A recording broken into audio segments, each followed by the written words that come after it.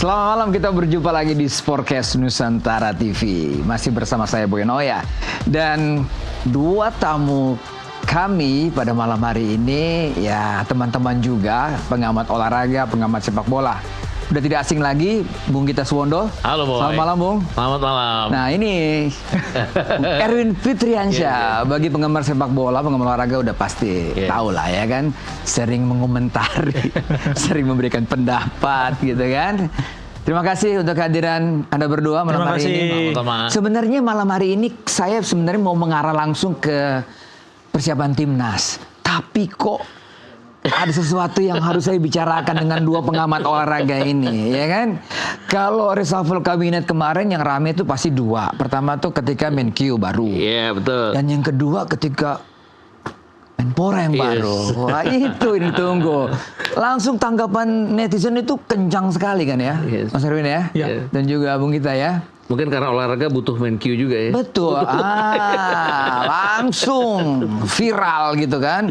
Siapa dia? Terjawab sudah. Nah orangnya juga ternyata yang deket-deket kita juga. Yang sering kita omongin juga. Nah Bung Gita melihatnya seperti apa nih? Seorang Erick Thohir yang tadinya adalah BUMN, ketum PSSI, dipilih menjadi Menpora yang baru. Korelasinya seperti apa?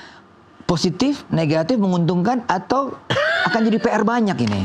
Kalau apa ya, mengundang kontroversi, mengundang argumentasi pasti iya. Iya. Karena dilihat begini, waktu sebenarnya jabatan menteri kemudian menjabat sebagai ketua federasi, ketua PB itu nggak ada masalah. Kenapa? Nah, ya. Karena kan dulu Pak Azwar Anas juga seperti itu.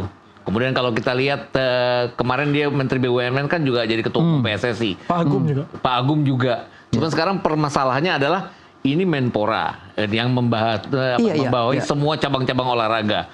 Apakah nantinya akan adil terhadap cabang olahraga yang lain? Itu kan yang ditakutkan. Betul. Tapi secara apa ya? Secara aturan kenegaraan sah-sah aja. Sah aja. Gitu, nggak ada. Kemudian kan orang bilang FIFA gimana? Pak Erick sendiri kan bilang ya kita lihat apa tanggapan FIFA. Tapi kemudian malamnya kan Gianni Infantino jelas bahwa dia mengatakan bahwa terima kasih Pak Erick yang sudah demikian berjasanya untuk sepak bola, memperkenalkan sepak bola sampai kemana-mana untuk sepak bola Indonesia, dan kemudian menganggap bahwa ini tugas yang berat tapi pasti akan bisa dijalani. Jadi sepertinya Gianni Infantino tidak mengharamkan hal-hal seperti ini.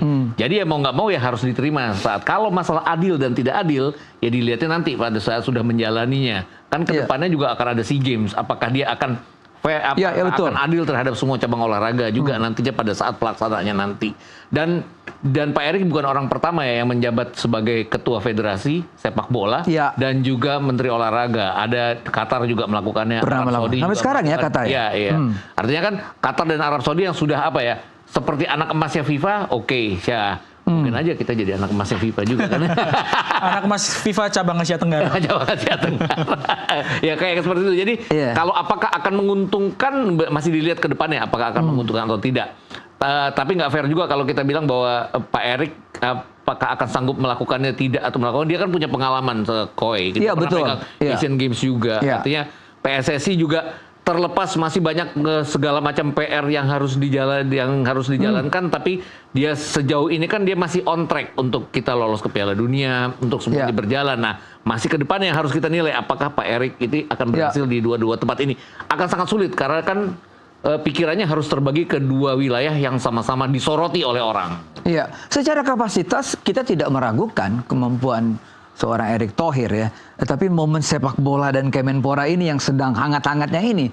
Nah, Bung Erwin lihatnya seperti apa? Iya, kalau boleh nambahin, ini sebenarnya saya grogi karena sama idola-idola nih siarannya.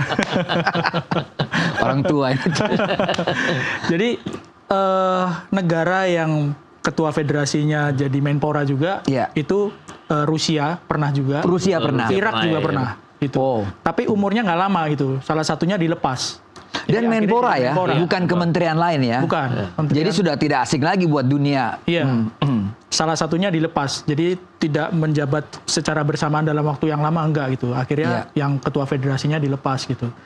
Nah, statuta FIFA nomor 15 itu nggak menjelaskan secara detail apakah boleh atau enggak. Tapi di situ dijelaskan bahwa kalau misalnya sepak bola federasi itu nggak boleh ada intervensi dari pemerintah. Jelas itu. Iya, itu jelas. Tapi itu kan nggak menunjuk pada nggak boleh jadi menteri olahraga sekaligus, nggak ada itu. Gray area jadi. Iya, jadi gray area gitu. Cuman kan yang menjadi perlu diperhatikan adalah Menpora itu adalah kepanjangan tangan langsung dari pemerintah. Iya. Ya. Nah, ini sepak bola sama Menpora jadi satu gitu.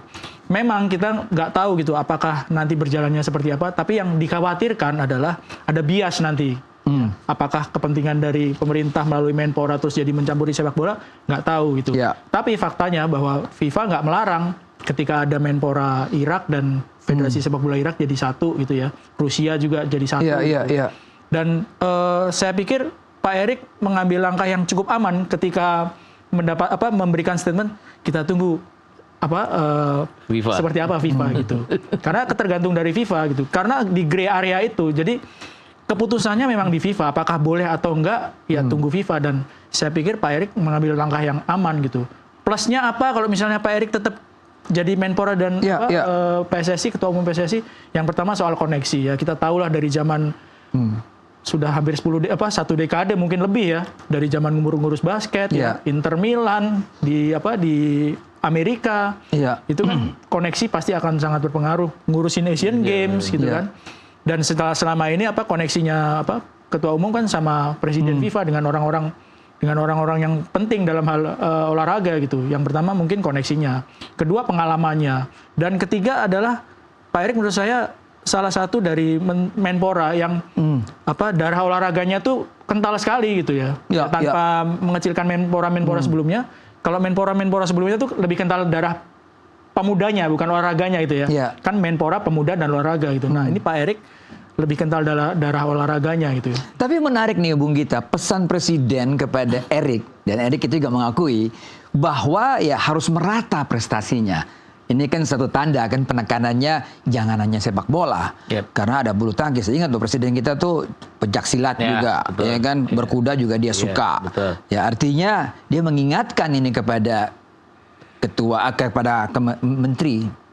Artinya bukan hanya dari sisi prestasi ya, dari sisi kemapanan di olahraga itu sendiri, di setiap PBB yang ditanganinya. Nah, ini yang mungkin sulit pekerjaan dari Pak Erik adalah ini, bagaimana meratakan semuanya. Karena apa yang dimajukan sekarang oleh dia kan pada saat dia menjabat sebagai Ketua Umum PSSI. Itu coba dimajukan lah sepak bola, walaupun banyak masih yang mengatakan yang ini belum, yang ini janjinya belum, yang ini belum janji. Nah, janji-janji kayak gini yang mungkin akan menyulitkan dia pada saat dia menangani PBB yang lain. Apalagi kalau targetnya misalnya kita berhasil di SEA Games. Berhasilnya itu seperti apa? Apakah di urutan ketiga itu dianggap berhasil? Toh sebelum dia kita pernah ada di urutan ketiga. Apakah kita harus naik 1 peringkat? Itu kan berarti lawannya adalah Thailand dan Vietnam. Ini yang pasti akan menyulitkan. Tapi balik-balik lagi, yang selalu ditakutkan kan orang-orang Indonesia kan selalu takut dengan namanya kalau statuta FIFA nggak boleh, statuta FIFA nggak boleh. Tapi kan yang Erwin tadi bilang bahwa secara gray area sebenarnya boleh-boleh aja asal tidak ada interference dari pemerintah.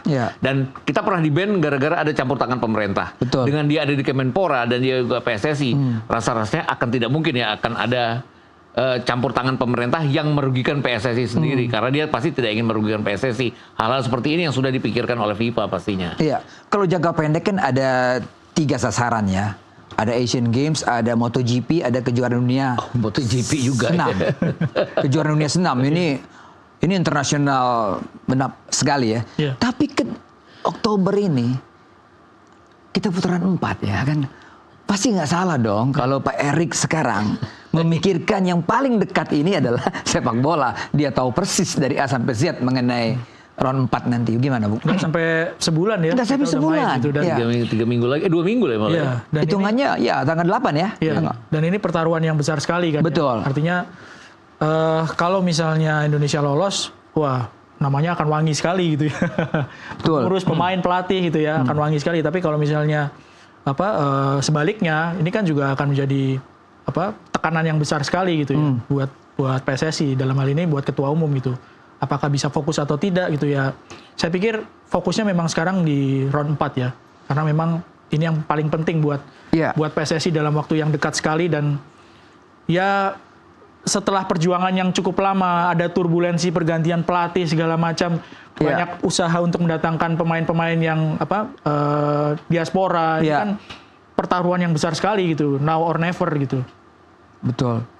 Berarti persiapan memang kita fokus ke sini ya. Bukan mengatakan bahwa MotoGP tidak penting ataupun SEA Games tidak penting. Tetapi di depan mata ini adalah satu persatu pasti ya. Setelah ini pasti ada under 17 yang nanti disorot juga. Baru SEA Games, kemudian ada gimnastik kejuaraan gimnastik dunia.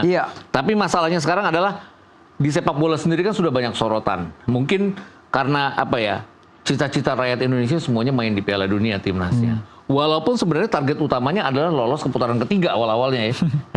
Makin lama makin naik kan putaran keempat. Jadi saya cuma berpikir bahwa kita tuh udah di putaran keempat. Kalaupun gagal di putaran keempat kan sebenarnya targetnya sudah gitu loh.